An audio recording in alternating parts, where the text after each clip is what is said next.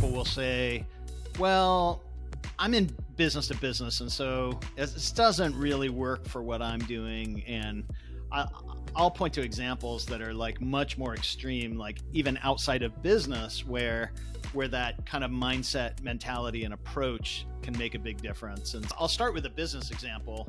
I remember, 10, probably 15 years ago now at Log Me In, being at a trade show that essentially led to the kind of epiphany that probably accounted for 50% of our incremental revenue over the next 6 months came from this trade show. And it all started with creating a booth where we walked the aisles and really tried to think, why would I stop into this booth? And so everyone traditionally at a trade show is all about, let me put my logo up here. If they haven't heard of you, your logo is not going to draw anyone into your booth. So what's my product promise is probably a better hook. How do I make it crisp enough that it intrigues someone? And then, maybe I'm going to put some logo, but it don't lead with the logo, just, support with the logo. But then also, walking down the aisles and looking at, what is my perception from every angle of walking in? So it's kind of like, a landing page in a sense. How do I onboard into this booth? And then running experiments over time, like, do I put the chairs on the inside of the booth, or do I put them around the edges so that people who are tired of walking are more likely to sit in the chair, to where we can strike up the conversation and start to learn more about them? And so this constant process of testing, where it's quality conversations becomes the goal, but it's so many other things that lead to those quality conversations. That's where it ultimately we came to a realization that gosh, there's a group of people that really need our product. In fact, a lot of them are already using our product, but we didn't know until we had those conversations how they were using it. And then, we hadn't run surveys in a way we segmented or extracted that information. That would be one example of just that kind of like, understand how it works, get in the customer's head, look at everything from the customer perspective, run lots of tests, even if they're not statistically significant, still running those tests to drive improvements, have a key metric around that. And that ultimately the goal is to learn and understand. But another place totally unrelated was coaching my daughter's soccer team, and kind of doing a Moneyball type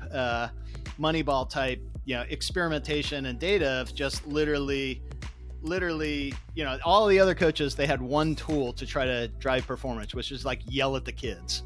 And that's obviously not productive for the kids and not healthy for anything. And so kind of knowing that, okay, supportive, understand each kid and really try to get them to love the game and feel confident, and all, kind of working the softer skills side, but then also experimenting with lineups. So, kids who've always played offense, move them into defense for a little while, and then tracking the data. And so if you just go on score, there's not enough data there to really get much of a read. So shots on goal was more of my North Star metric. And so being able to, track all of that data, scramble lineups, know which lineups against which team resulted in the most shots on goal for their team, against their goalie, and then most shots on goal against our goalie, and coming up with a formula that ultimately led to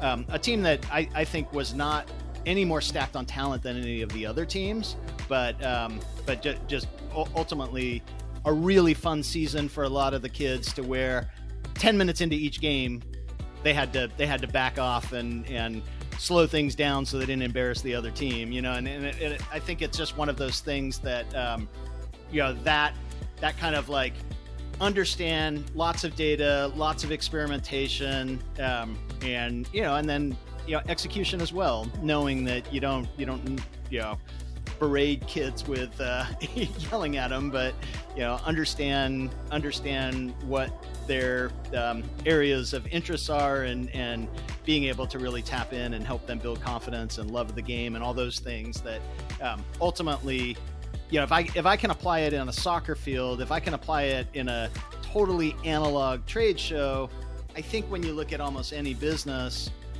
there's a lot of improvement that you can make when you really look at things through the lens of the customers, and you think about how do I drive improvement across experience. And in any type of business, there is always I think there not always there's a few businesses that are purely one-time transaction business where it may not count, but for most businesses it's almost a cliche at this point that a customer retained is much better than a customer acquired.